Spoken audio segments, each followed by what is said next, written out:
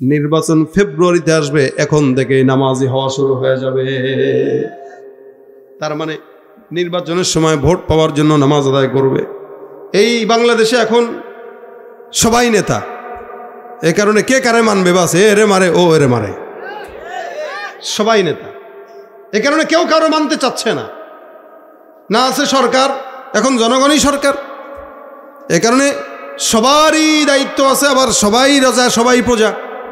এরপরও আমরা গল্প শুনছি 80 রাকাত তাহাজ্জুদের গল্প। সারা বছর নামাজ পড়ে নাই, গাঁজা খাইছে, মাদক দ্রব্য নিছে, এমন কোনো হারাম কাজ নাই যেটা করে নাই। এরপরেও শুনছে 80 রাকাত তাহাজ্জুদ। তার মানে আল্লাহর জন্য না, বান্দার শোনানোর গল্প নামাজ। কোনো বান্দার নামাজ পড়লে ওই বান্দা কোনোদিন ঘুষ খাইতে পারে না, নামাজ পড়বে সুদ খাইতে পারে না, নামাজ পড়বে দুর্নীতি করতে পারবে না, নামাজ পড়বে চাঁদাবাজি করতে পারবে না। এখন আপনারা বলেন, আমাদের সমাজে চাঁদাবাজরাও তো নামাজ পড়ে, আমাদের সমাজের দুর্নীতিবাজরাও তো নামাজ পড়ে, জেনাকারীরাও তো নামাজ পড়ে, কি ঠিক না?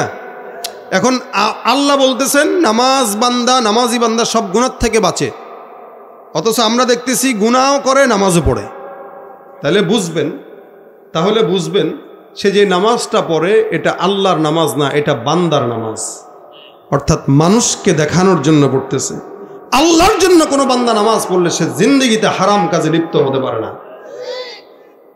কিছু এই জন্য আল্লাহ বলেন, ওয়াইদা কামু ইলাস সালাতি কামু কুসালা ইরাউনান নাস ওয়ালা ইয়াযকুরুনাল্লাহা ইল্লা কলিলা। আমার আল্লাহ পাক রব্বুল আলামিন বলেন, কিছু ঈমানদারদেরকে দেখবা, ওয়াইদা কামু ইলাস সালাতি কামু কুসালা। আল্লাহ পাক রব্বুল আলামিন বলেন, কিছু ঈমানদার থাকবে যারা নামাজে যখন দাঁড়াবে আল্লাহর জন্য দাঁড়াবে না। আমার আল্লাহ পাক বলেন, ওয়াইদা কামু ইলাস সালাতি কামু কুসালা। এমন কিছু বান্দা দেখবা যারা সারা বছর নামাজ আদায় করবে না, নির্বাচন আসলে নামাজ আদায় করবে। মানুষ তাকে নামাজি বলবে, এটা দেখানোর জন্য নামাজ আদায় করবে। ইউরাউনান নাস, এরা বান্দাকে দেখানোর জন্য নামাজ আদায় করে। আল্লাহ পাক বলেন, এই সমস্ত নামাজিদের কি হবে? ফাওয়াইলুল লিল মুসাল্লিন। যারা এরকম নামাজি, আল্লাহ বলেন এই সমস্ত নামাজিদের ধ্বংস অনিবার্য। এদের সেজদা, এদের রুকু, এদের নামাজ এদেরকে জান্নাতে নিতে পারবে না, ঠেলে জাহান্নামে দিয়ে দিবে, ঠেলে। তা আল্লাহ যদি দুইজন হইতো তাহলে কে কারে মানত? এজন্য আল্লাহ পাক বলেন, লাউ কানা ফীহিমা আলিহাতুন ইল্লাল্লাহু লাফাসাদাতা। যদি আল্লাহ ছাড়া অন্য কোনো ইলাহ, আরেকজন ইলাহ থাকতো আসমান আর জমিনে, তাহলে এই আসমান আর জমিন ধ্বংস হয়ে যেত। কি হইতো? কারণ কি? একজন আল্লাহ বলতো মঙ্গল কান্দিতে আজকে বৃষ্টি দেবো, কেন? ওরা আমার কথা শুনে না, ওদেরকে মাহফিল করতে দেওয়া যাবে না। আরেকজন বলতো, কে বলে আপনার কথা না শুনলে আমার কথা তো শুনে, আমি বৃষ্টি দিব না। লাগ দুই রব মারামারি। রব যখন দুইজন মারামারি লাগবে, তখন ওই রবকে কেন্দ্র করে তো বিরোধী দল আর সরকারি দলও মারামারি লাগবে। কথা বোঝেন নাই? জনগণ আমরাও মারামারি লাগতাম, কেউ কেউ তো আমরা ওই দল, কেউ কেউ তো আমরা ওই দল। আমরা বলতাম এই আল্লাহ ক্ষমতায় থাকবে, ওই কেউ ওই আল্লাহ ক্ষমতায় থাকবে। আরেক দল এসে বলতো না, তাহলে এখন তত্ত্বাবধায়ক সরকার ইনুসরে পাঠায় দাও। ঝামেলা তো একটা হইতো, রব যখন দুইটা। এই জন্য রব একজন। সারা দুনিয়ার আসমান জমিন সৃষ্টি করেছে যিনি, এই ব্যাপারে কোনো ইহুদি নাসারাদেরও সন্দেহ নাই, এরাও বিশ্বাস করে আল্লাহ সৃষ্টি করছেন। এই জন্য আল্লাহ পাক কোরআনে বলেন, লাউ কানা ফীহিমা আলিহাতুন ইল্লাল্লাহু লাফাসাদাতা। আসমান আর জমিনের মধ্যে আল্লাহ ছাড়া অন্য কোনো মালিক যদি থাকতো তাহলে আসমান জমিন ধ্বংস হয়ে যেত। এই জন্য ইহুদি নাসারাদেরকেও যদি প্রশ্ন করা হয়, ওয়ালা ইন সাআলতাহুম মান খালাকাস সামাওয়াতি ওয়াল আরদা লা ইয়াকুলুনাল্লাহ।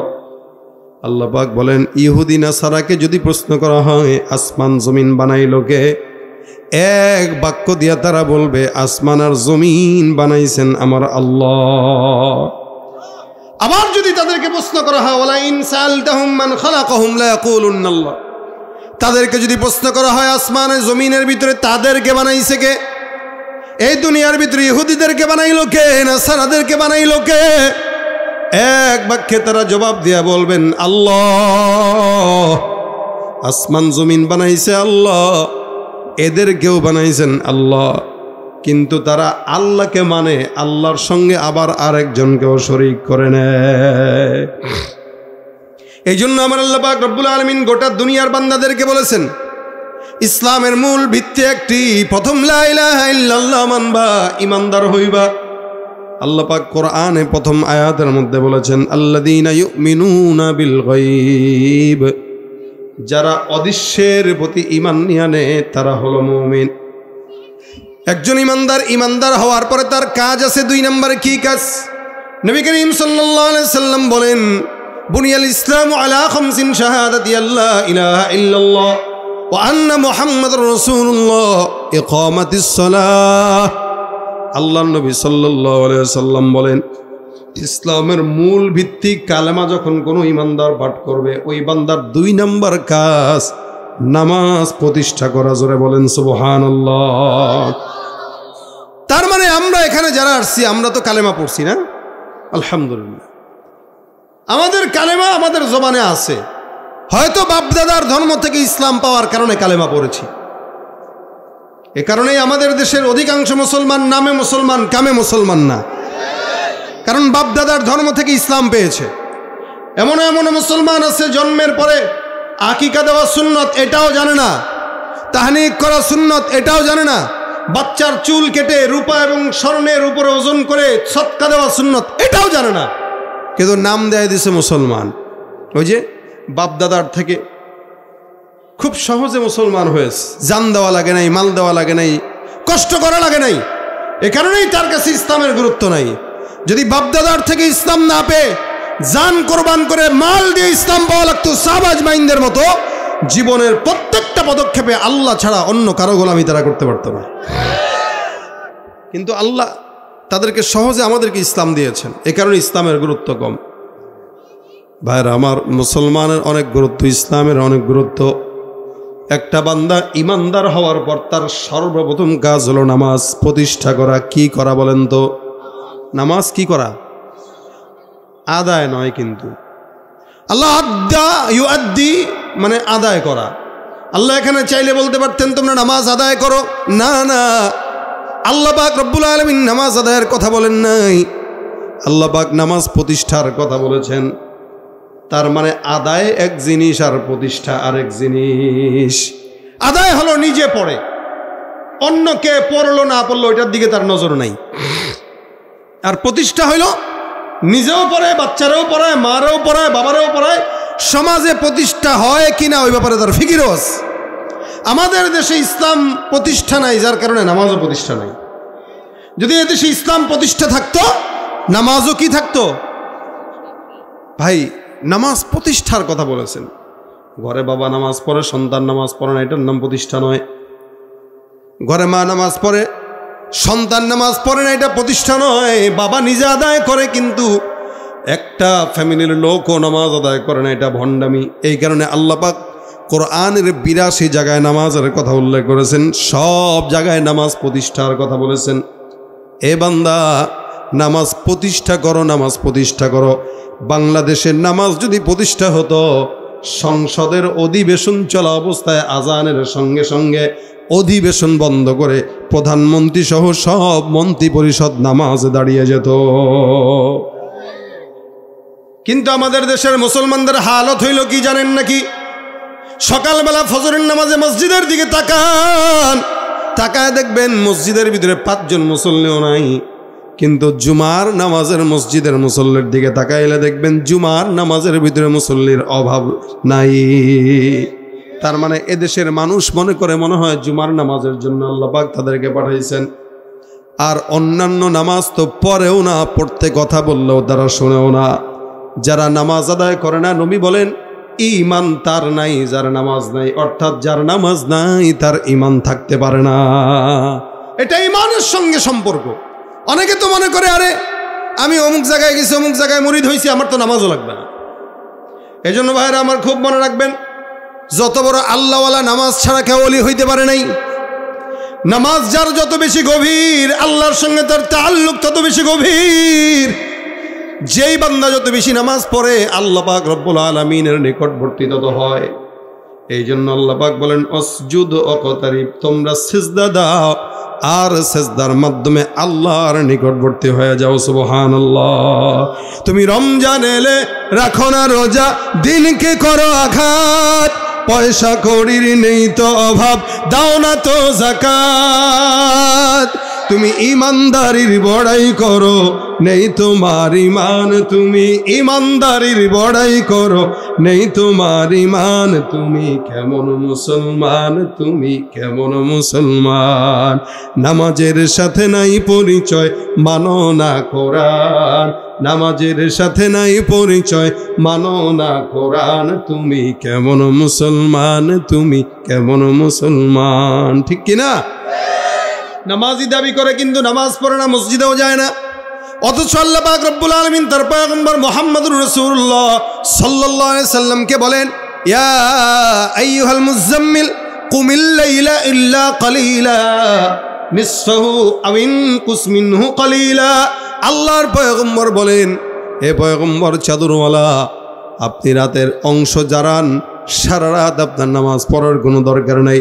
আল্লাহর পয়গম্বর সারাটা রাত নামাজ আদায় করতে করতে পা দুটো বুলায় ফেলতেন, যার কারণে আল্লাহ পাক বলেন রাত সারা রাত নামাজ পড়া দরকার নাই, রাতের অর্ধেক অথবা তার কিছু কম সময় আপনি আল্লাহর দরবারে নামাজে দাঁড়ান।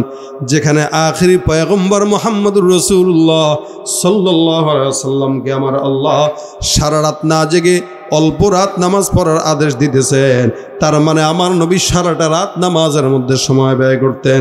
যেখানে আপনার আমার পয়গম্বর সারা রাত দাঁড়ায় দাঁড়ায় নামাজের মধ্যে সময় ব্যয় করতেন, সেখানে আমাদেরকে ডাক দিয়া টাকা দিয়াও মসজিদে নেওয়া যায় না। অথচ মসজিদগুলো সব পাকা, মুসল্লি কিন্তু সব কাঁচা। সাহাবা একরামের জামানায় খেজুর পাতার মসজিদ ছিল, কাঁচা মসজিদ ছিল, পাকা মসজিদ কখনো তারা চোখেও দেখে নাই। কিন্তু নামাজি ছিল কট্টর নামাজি। আজান দেওয়া দেরি হতো কিন্তু মসজিদে যেতে দেরি হতো না। এ মুসলমান, আমাদের তো আজান হয়ে গেছে, এখনো পর্যন্ত বাইরের মানুষ দেখা যায় মসজিদে ঢোকে না। সাইদ ইবনুল মুসাইয়িব রাহমাতুল্লাহি আলাইহি একজন বুজুর্গ ছিলেন, একজন তাবেঈ ছিলেন। উনি যখন আল্লাহর ঘর মসজিদের ভিতরে যেতেন, আজানের যখন হয়ে যেত, আজানের আগে আগে আল্লাহর বান্দা সব সময় মসজিদে যাইতো। সাইদ ইবনুল মুসাইয়িব আজান দেওয়া লাগতো না, আজানের আগে আগে মসজিদে যেত। আল্লাহর বান্দাকে একজন খাদেম জিজ্ঞাসা করলো, হুজুর প্রত্যেকদিন আজানের আগে আগে আপনি কেন মসজিদে যান? আপনাকে আজানের পরে কোনোদিন মসজিদে যেতে দেখি নাই। আল্লাহর বান্দা ডাক দিয়া বলে, আজানের মাধ্যমে আমাকে ডাক দেয় কে বলো তো? আল্লাহ। এই যে আল্লাহ পাক রব্বুল আলামিন 5 ওয়াক্ত আজানের মাধ্যমে প্রত্যেকটা ইমানদার বান্দাকে ডাক দেয়। হে মুসলমান, বেলালের আজানের মাধ্যমে আল্লাহ পাক উম্মতকে ডেকেছেন। হাইয়া আলাস সালাহ বলে আল্লাহ পাক 5 বার বান্দাকে সতর্ক করে। কিন্তু নালায়েক না খান্দা ইমানদার বান্দা দৈনিক আল্লাহ পাক রব্বুল আলামিন 5 বার তারে ডাক দেয়, সে কথা শুনে না। কিন্তু একজন সামান্য পাতি নেতা ডাকতে দেরি, মাগার নেতার কাছে যেতে দেরি হয় না। যেন নেতা তার আল্লাহর চেয়ে বড় হয়ে গেছে। নেতার কথা, আল্লাহর কথা গুরুত্ব দিয়ে এত শুনে না, নেতার কথা গুরুত্ব দিয়ে যত শুনে। এগুলোর ইমান আছে না গেছে? এজন্য ভাইরা আমার, নেতারা ততক্ষণ মানবেন যতক্ষণ নেতা আল্লাহর গোলামি করবে, ততক্ষণ আপনার পীরকে মানবেন যতক্ষণ পীর আল্লাহর গোলামি করবে। মা বাবাকে ততক্ষণ মানবেন মা বাবা যতক্ষণ আল্লাহর গোলামি করবে। এ মুসলমান, আলেমকে ততক্ষণ মানবেন আলেম যতক্ষণ আল্লাহর গোলামি করবে। আপনার পীর, আপনার মা, আপনার বাবা, আপনার নেতা, আপনার আলেম, আপনার ইমাম যদি ইসলাম আর আল্লাহ আল্লাহ রসুলের বিরুদ্ধে যায়, আপনিও তার বিরুদ্ধে যাবেন। এটাই হলো ইমানের পরীক্ষা, ঠিক কিনা? সাইদ ইবনুল মুসাইয়িব রাহমাতুল্লাহি আলাইহি আজানের আগে আগে সবসময় মসজিদে যেতেন। এমন কোনোদিন হয় নাই যে আজান হয়ে গেছে তারপর উনি মসজিদে গেছেন, এটা হয় নাই, কোনোদিন হয় নাই। আজানের আগে আগে মসজিদে যেতেন। আর আজানের শব্দও কি সুন্দর, আল্লাহ পাক ডাক দেয়, হাইয়া আলাস সালাহ, হাইয়া আলাল ফালাহ, আসো কল্যাণের পথে আসো।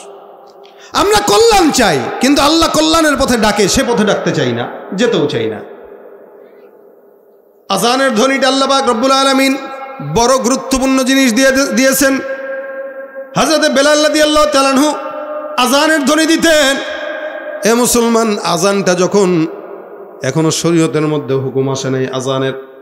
পয়গম্বর একদিন বসা, আল্লাহর নবী বলেন নামাজ তো ফরজ হয়ে গেল, এখন নামাজের মাধ্যমে উম্মতকে কেমনে ডাকা যায়, নামাজে ডাকার জন্য যখন সময় হবে বান্দাদেরকে কেমনে ডাকা যায় এই চিন্তা করো।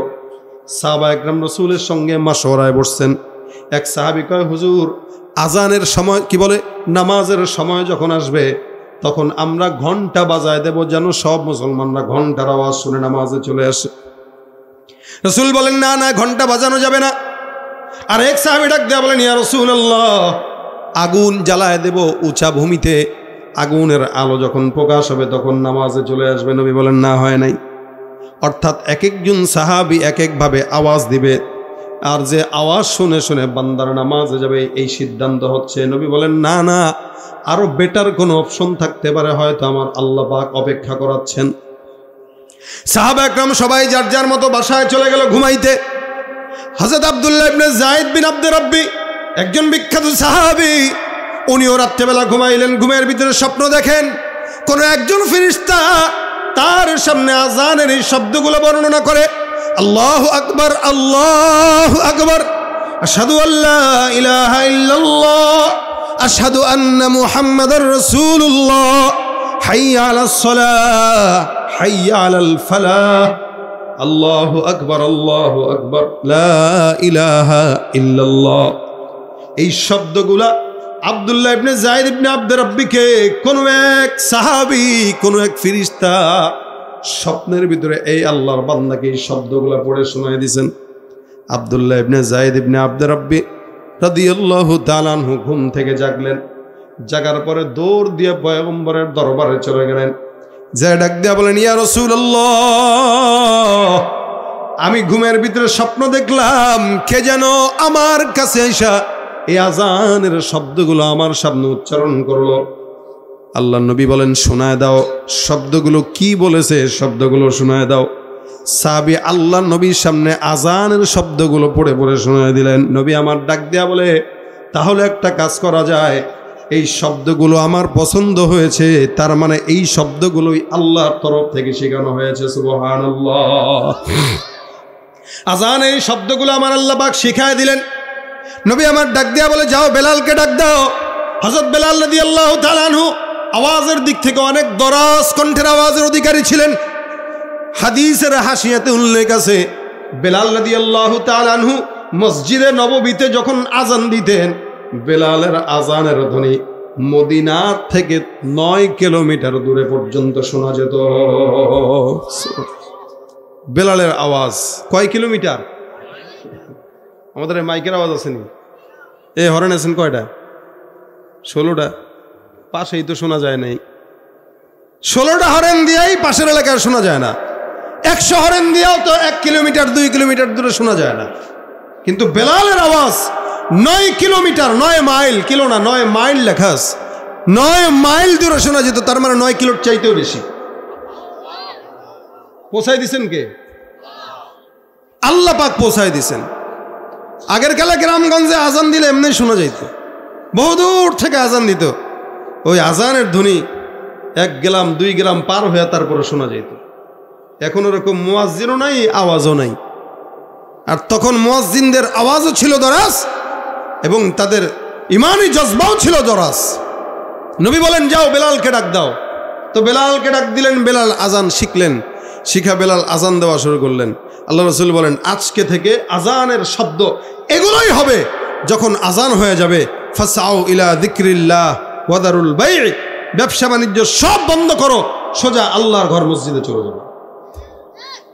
আমাদের সমাজে আজান দিয়া দেয়, একামত দিয়া দেয়, দেখি রুকুতে যাওয়ার আগে কোনো মতো ধর্ম নেই, মানে এটারও 3rd পার্সন রাখছে আর কি। আগে ব্যবসা, তারপরে আজান, নামাজ। কি রে, ব্যবসা না বাঁচলে আবার কি নামাজ? বলে না, বাঁচলেই না নামাজ, না বাঁচলে কিসের নামাজ? অথচ নামাজই তারা বাঁচাইতো, নামাজই তাকে বরকত দিত, কিন্তু এটা বুঝে না। এই কারণে ভাইরা আমার, সাঈদ ইবনুল মুসাইয়িব রাহমাতুল্লাহ আলাইহি আজানের আগে আগে মসজিদে যাইতেন। তোনাকে একজন প্রশ্ন করলো, আপনি আজানের আগে মসজিদে কেন যান? সাঈদ ইবনুল মুসাইয়িব বলেন, আজানের আগে কেন মসজিদে যাই জানো? বলে কেন? আজানটা আল্লাহর তরফ থেকে হয়, কোন মুয়াজ্জিন যখন মসজিদে আজান দেয় তো সে আমার আল্লাহ পাকের শেখানো বাণীগুলো দিয়ে আমাকে তার ঘরে ডাকে, বলে ঘরটা কার? আল্লাহর। ঘরটা কার? আহাব্বুল বিলাদি ইলাল্লাহি মাসাজিদুহা, এই জমিনের ভিতরে সবচাইতে দামি পবিত্র জায়গা হলো মসজিদ, আল্লাহর ঘর। ওয়া আবগাদুল বিলাদি ইলাল্লাহি আসওয়াকুহা, আল্লাহর নবী বলেন সবচাইতে খারাপ জায়গা হলো বাজার। কিন্তু বলেন তো বাজারে লোক বেশি না মসজিদে লোক বেশি? আবার এই বাজারের ভিতরে পুরুষ বেশি নাকি নারী বেশি?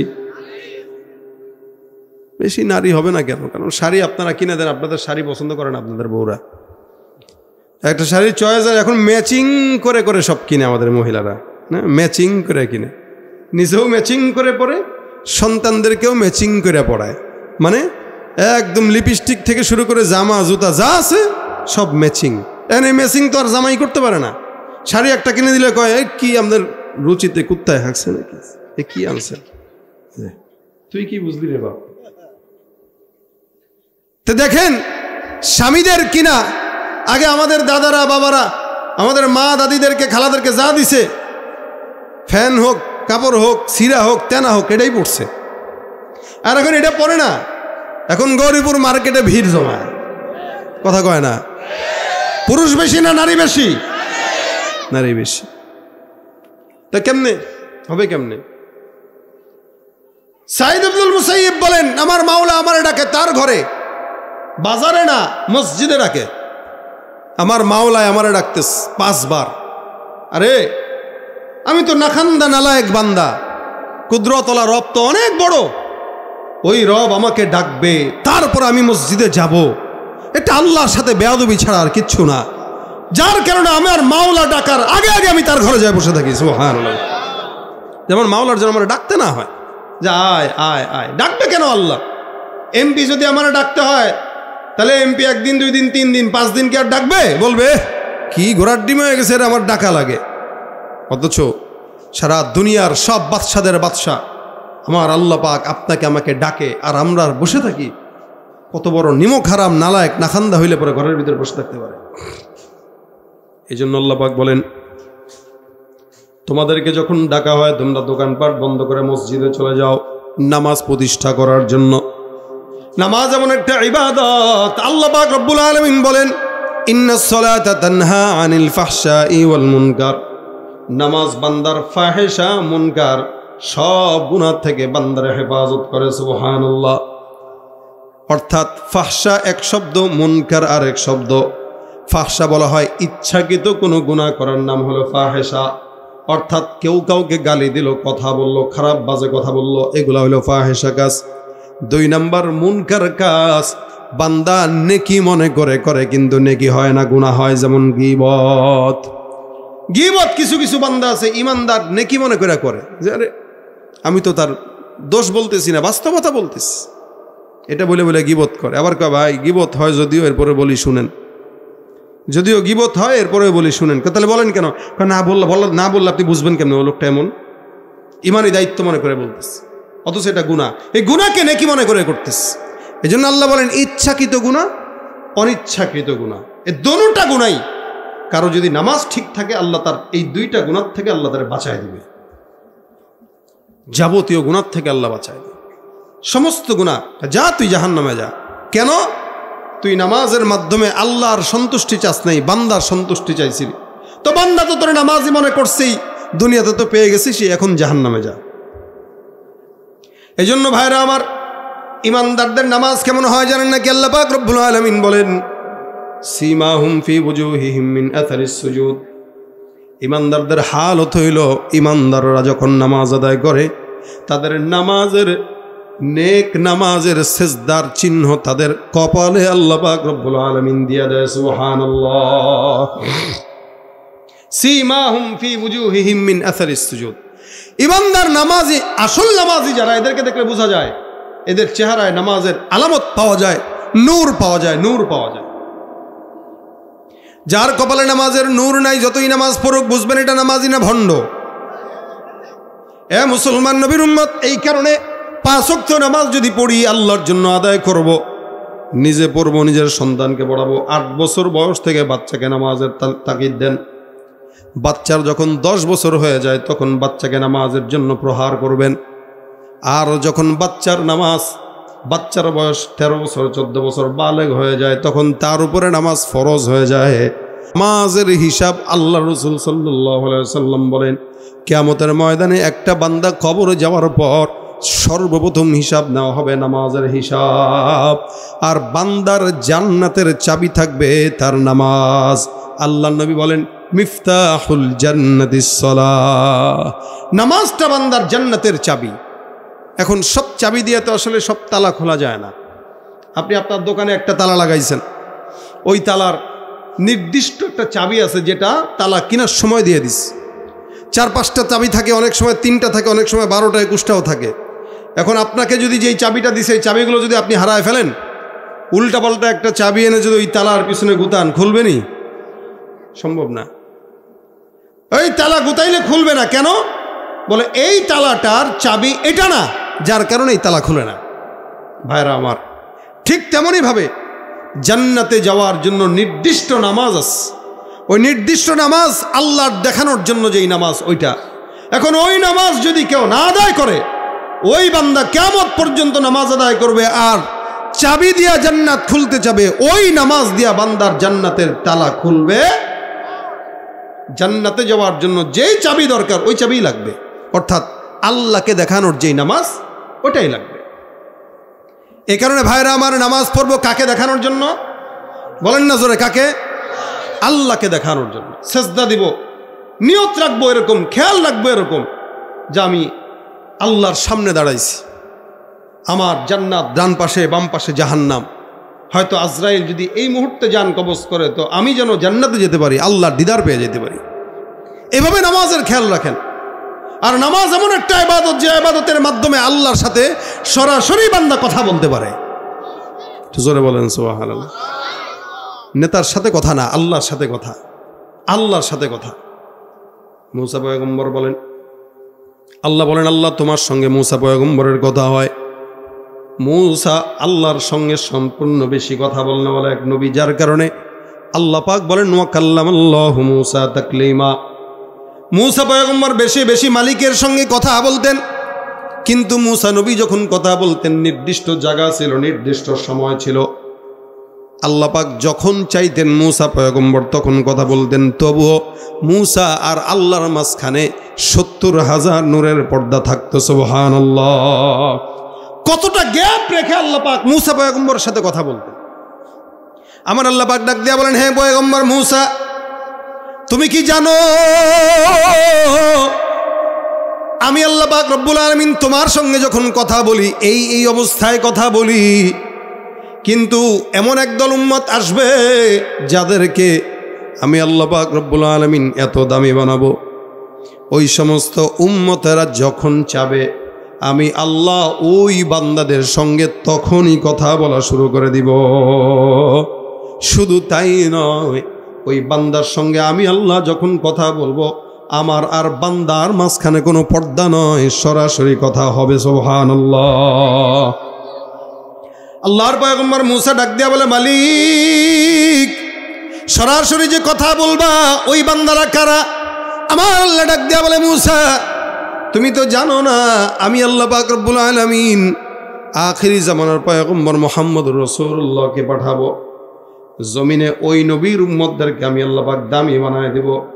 ওই নবীর উম্মতরা যখন নামাজের মধ্যে দাঁড়ায় দাঁড়ায় পড়বে আলহামদুলিল্লাহি রাব্বিল আলামিন, আমার আল্লাহ ডাক দিয়া কয়, আমার উম্মতরা, আমার বান্দারা যখন নামাজের মাধ্যমে ফজরের নামাজে, এশার নামাজে, তাহাজ্জুদের নামাজে, যোহরের নামাজে বান্দা যখনই নামাজটা দাঁড়ায় পড়বে আলহামদুলিল্লাহি রাব্বিল আলামিন, আমার আল্লাহ বলেন আমি আসমান থেকে জবাব দিয়া বলবো হামিদানি রাব্বি। অর্থাৎ বান্দার এক একটা আয়াতের বিনিময়ে আমি আল্লাহ বান্দার সঙ্গে সরাসরি কথা বলবো। কথা বলবেন কে? তুমি পারো করতে মোচন অভাব দুঃখী লোকে, তুমি পরম মুক্তি দাতা মালিকে জগতের, তোমার কাছে চাই যে পানা আমরা প্রতিদিন, তোমার দয়ায় পূর্ণ আমার সারা নিশিদিন। আল্লাহ তুমি দয়ার সাগর, আল্লাহ তুমি দয়ার সাগর, রহমানুর রহিম। তোমার দয়ায় পূর্ণ আমার সারা নিশিদিন। কার দয়া? নামাজ পড়লে আল্লাহ বান্দাকে দয়া করে, নামাজ পড়লে আল্লাহ বান্দাকে দয়া করে। এই জন্য হার বিপদে মুসিবতে সাহাবা একরামের হালত ছিল, কোনো মুসিবতে পড়ছেন তো নামাজে দাঁড়ায় যেতেন। নামাজ সব কিছুর সমাধান। আপনার মনের কোনো নিয়ত পূরণ করা দরকার, 2 রাকাত নামাজে দাঁড়ায় যান, আল্লাহ আমার এই মনের আশা, তাহলে আর 132 ঘন্টা অনশন করা লাগে না। কথা বুঝে না এরা? কোনো বিপদ আর মুসিবতে কেউ যদি আল্লাহকে ডাকে নামাজের মাধ্যমে, তো আল্লাহ শুনেন। আর আল্লাহরে না ডেকে প্রেস খেলাবে বসে বসে না খায় পড়ে থাকে, লাভ হইল কি? আমরা তো ভাবছিলাম কেউ একজন মরবে, তাও তো হইল না। এজন্য বিপদের ভিতরে আল্লাহকে ডাকেন। মুসিবত পড়ছেন, জিনিস লাগবে, কোনো জিনিস প্রয়োজন, ব্যবসায় বরকত হয় না, আপনার বিবাহ হচ্ছে না, নেককার পাত্রীর জন্য আল্লাহর কাছে চান। ওই গাছের তলায় বসে বসে টাঙ্কি মাইরা নেককার বিবি খুঁজে পাওয়া যায় না। নেককার বিবি খোঁজার জন্য আল্লাহর কাছে চাওয়া লাগে।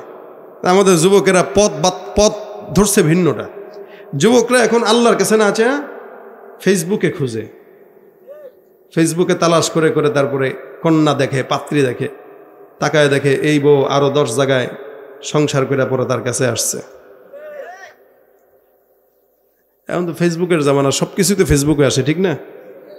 এজন্য ফেসবুক থেকে ছেলে এবং মেয়ে সব কিছু পাওয়া যায়, কিন্তু আল্লাহর কাছে চায় না, মাধ্যম বানায় নিছে ভিন্ন। এই কারণে হার মুসিবত আর বিপদে আপনি আল্লাহ পাকের কাছে চাবেন। আপনার সকল বিপদ মুসিবত আল্লাহ পাক দূর করার জন্য যথেষ্ট। 2 রাকাত যথেষ্ট। বেশি সেজদা দিলেই বুজুর্গ হয় না কেউ। নামাজ 14 রাকাত 80 রাকাত তাহাজ্জুদ পড়লেই বুজুর্গ কেউ হয় না। 2 রাকাত পড়েন, কিন্তু ইখলাসের সাথে পড়েন, ওইটাই কামিয়াব। কি বলেন? 2 রাকাত পড়েন।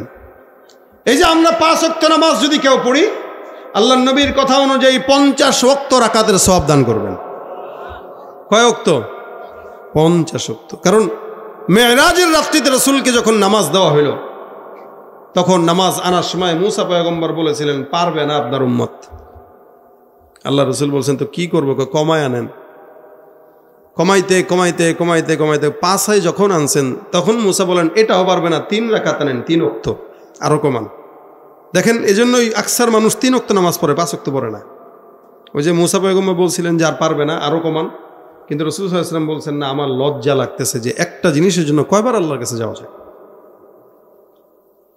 এই জন্য আল্লাহ রাসূল বলে দিয়েছেন, কোনো বান্দা যদি 5 ওয়াক্ত নামাজ ঠিক মতো আদায় করে, তো আল্লাহ পাক তাকে 50 ওয়াক্তের সওয়াব দান করে দিবেন।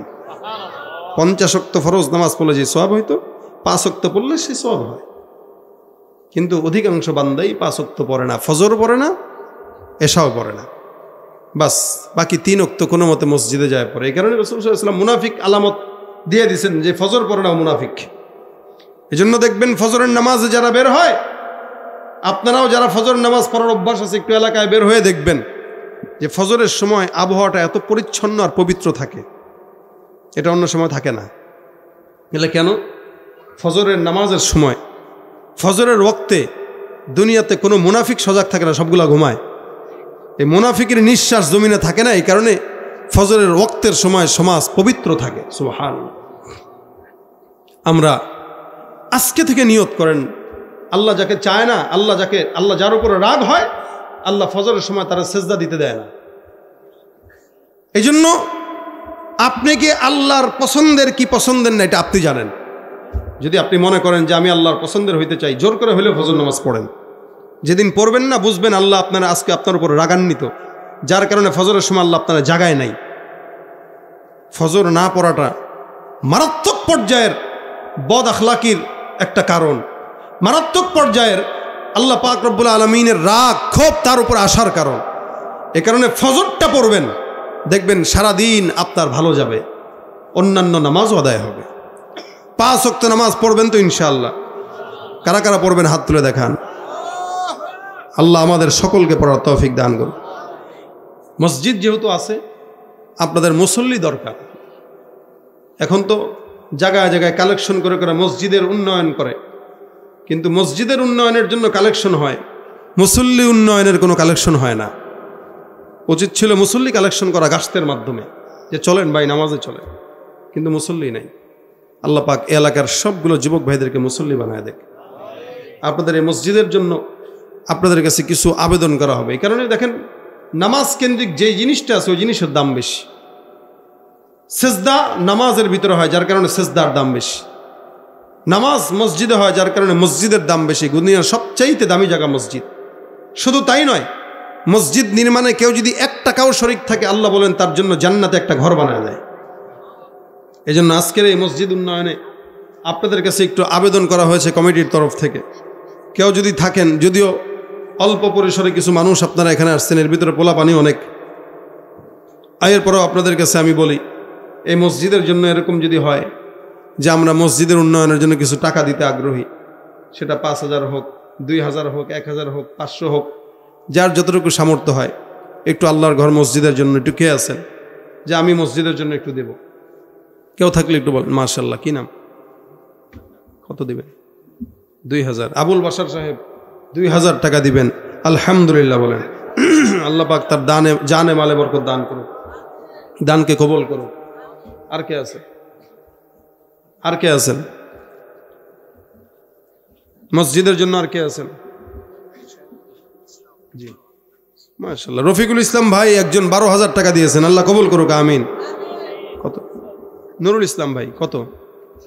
মাশাআল্লাহ, নুরুল ইসলাম ভাই 10,000 টাকা, আল্লাহ কবুল করুক, বলেন আমিন। মসজিদের ক্যাশিয়ার, মাশাআল্লাহ, আল্লাহ ভাইয়ের জানে মালে বরকত দেখ, হায়াতে রিজিক ও সাআত দান করুক, সুস্থতার জিন্দেগি দান করুক। আর কে আছেন? আর কে আছেন? আর কে আছেন? হ্যাঁ, কে জাপান প্রবাসী? কে সভাপতি? কে আপনি? কই আপনারা একটু দেন, আপনারা দিলে তো অন্যরা। মাশাআল্লাহ, কি নাম? আবু তাহের ভুইয়া 50,000 টাকা, আল্লাহ কবুল করো, আল্লাহ জানে মালে বরকত দান করো, সুস্থতার হায়াত দান করো, আল্লাহ পাক ঘরের ভিতরে শান্তি দান করো। আর কে আছেন? জাপান প্রবাসী ভাই কে? ও 12,000 লেখাইছেন। ও আব্দুল দুলাল সরকার, দুলাল সরকার। ও দুলাল সরকার ভাই, আপনি আর 2,000 বাড়ায় 15,000 করে দেন ইনশাআল্লাহ। জাপান প্রবাসী ভাই, আল্লাহ পাক ওনার প্রবাসী জিন্দেগিকে বরকতময় করুক, জোরে বলেন আমিন। উনি 15,000 টাকা দিবেন, আলহামদুলিল্লাহ। আল্লাহ জানে মালে বরকত দান করুক, সুস্থতার হায়াত দান করুক, আল্লাহ চেহারায় সুন্নতি দাড়ি উঠায় দেখ, আমিন। আর কে আছেন? আর কে আছেন? এটা মসজিদের জন্য একটু হরকত করেন ভাই, একটু হাতটা উঠান, 2,000 হোক, 3,000 হোক। কে আছেন? আর কি নাম? জালাল ভাই 5,000 টাকা, আল্লাহ কবুল করুক, আমিন। জানে মালে বরকত দান করুক, হায়াত রিজিকে বরকত দান করুক, সুস্থতার হায়াত দেখ, আমিন। আর কে আছেন? 2-4,000 5,000 করে একটু মসজিদের জন্য দেন, একটু দ্রুত করেন ভাই। কে আছেন? আর এলাকার মসজিদ আপনারা দিবেন সব সময়, এটা আপনাদেরই জায়গা, আপনারাই নামাজ পড়বেন, ইনশাআল্লাহ আল্লাহ পাক জান্নাতে ঘর বানায় দেবে ইনশাআল্লাহ। আজকের এই মাহফিল আমি আসছি শুধুমাত্র এই যে মাসুম বিল্লাহ ইলিয়াস, ওর পীড়াপিড়িতে আসছে, ওর কারণে আসা। আল্লাহ পাক যেন ওরেও সুস্থতার হায়াত দান করে এবং কণ্ঠ স্বাস্থ্য সুস্থ রেখে আল্লাহ পাক দিনের খেদমত করার তৌফিক দান করে। আর কে আছেন? কে আছেন? আর মাশাআল্লাহ, কি নাম? মুজাম্মিল 2,000 টাকা, আল্লাহ কবুল করো, জানে মালে বরকত দান করো। আর কে আছেন? মাশাআল্লাহ, কি নাম? নাসিরউদ্দিন ভাই 5,000, আল্লাহ কবুল করো, আমিন। নাসির ভাই 5,000, ভাইয়ের নাম? কবির হোসেন ভাই কত? 5,000, কবির ভাই 5,000, আল্লাহ কবুল করুক, জানে মালে বরকত দান করুক, সুস্থতার হায়াত দান করুক। আর কে আছেন? আর কে আছেন? কে আছেন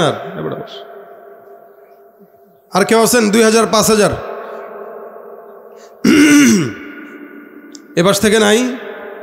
1000 টাকা হইলেও দেন মসজিদের জন্য। কে কে আছেন আর কে আছেন? বাস আলহামদুলিল্লাহ, যা দিছেন অল্প পরিসরে আলহামদুলিল্লাহ অনেক। সকলে দুরূদ শরীফ পড়ুন। আল্লাহুম্মা সাল্লি আলা সাইয়্যিদিনা ওয়া নাবিয়্যিনা ওয়া শাফিঈনা ওয়া হাবিবিনা মাওলানা মুহাম্মদ সাল্লাল্লাহু আলাইহি ওয়া আলা আলিহি ওয়া আসহাবিহি ওয়া বারাক ওয়া সাল্লাম। আল্লাহুম্মা আনতাস সালাম রব্বানা যালামনা আনফুসানা ওয়া ইল্লাম তাগফির লানা ওয়া তারহামনা লানাকুনান্না মিনাল খাসিরিন। রব্বানা ফাগফির লানা যুনুবানা ওয়া কাফফির আন্না সাইয়্যাতিনা ওয়া তাওফানা মাআল আবরার। রব্বুল আলামিন মেহেরবানি করে আজকের মজমাকে কবুল করে নাও। আয় আল্লাহ, সব কি আলোচনা হলো আমল করার তৌফিক দাও, 5 ওয়াক্ত নামাজ আদায় করার তৌফিক দাও।